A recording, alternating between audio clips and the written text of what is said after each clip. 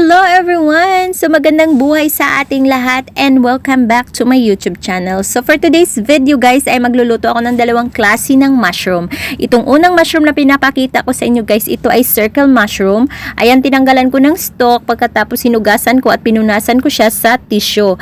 At nilagyan ko siya ng salted butter. Ayan, sa nakikita nyo guys, iyan po ay salted butter.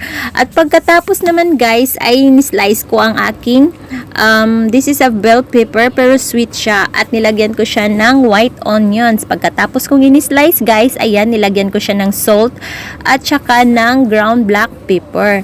So ayan na nga guys, na marinate ko na yan siya guys. At pagkatapos nun, ayan at babalik tayo sa ating round mushroom dahil sa nalagyan na natin siya ng butter. So pwede na nating ilagay ang ating sweet bell pepper na may onion with the ground black pepper and salt.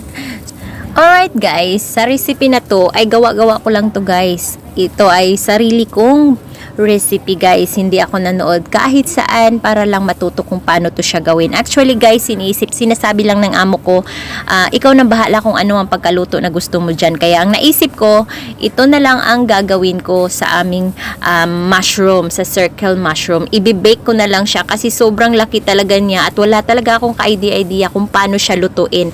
At sinabi ng amo ko na ako ang bahala, so ako na talaga ang bahala. Kaya ang inisip ko, dahil may butter kami at mayroon kaming sweet bell pepper and onions, kaya ito ang ginawa ko at mukhang masarap naman siya guys at nagustuhan siya ng aking mga amo. So ayan lang guys, ilalagay lang natin lahat ang ating mga in-slice na bell pepper dyan.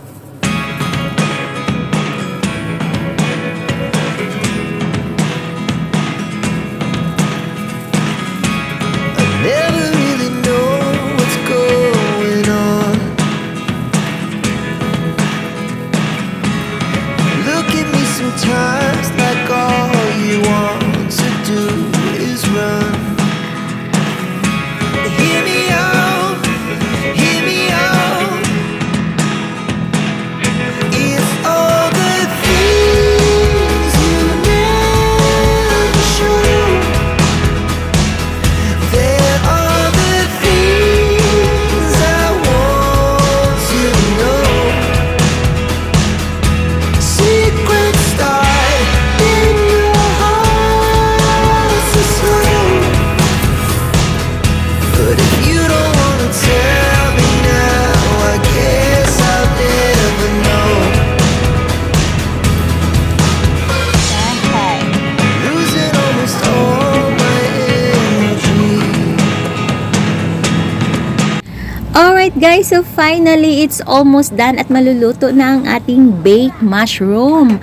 Ayan ang ating mushroom na niluto natin sa oven. Ayan guys, kung nakikita nyo, naku guys, i-try nyo to guys. Kung nakakakita kayo ng mga ganito kalaking mushroom, i-try nyo to guys. Sobrang sarap talaga niya guys. Ang sarap-sarap ng mushroom na ganito ang pagkaluto. Kaya ano pang hinihintay nyo guys? Try this recipe guys. It's so easy and it's so yummy.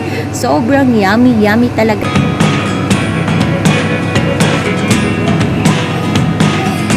Alright guys, so pupunta na tayo sa ating long mushroom. So sa mushroom naman ito guys ay pina-fry ko siya kasi hindi siya masarap kung i-oven mo siya.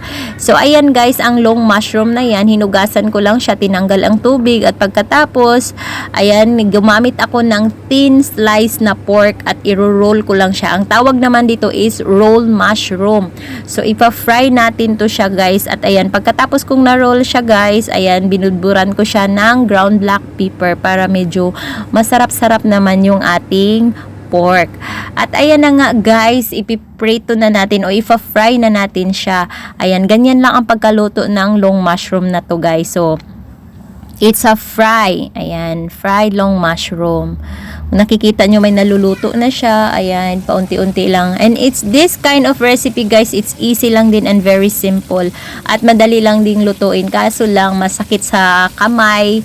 Yung talsik lang ng mantika. Masakit sa balat guys yung talsik na mantika. Kasi masyadong matalsik talaga siya. Masyadong mamantika. At ayan na nga guys. Almost done.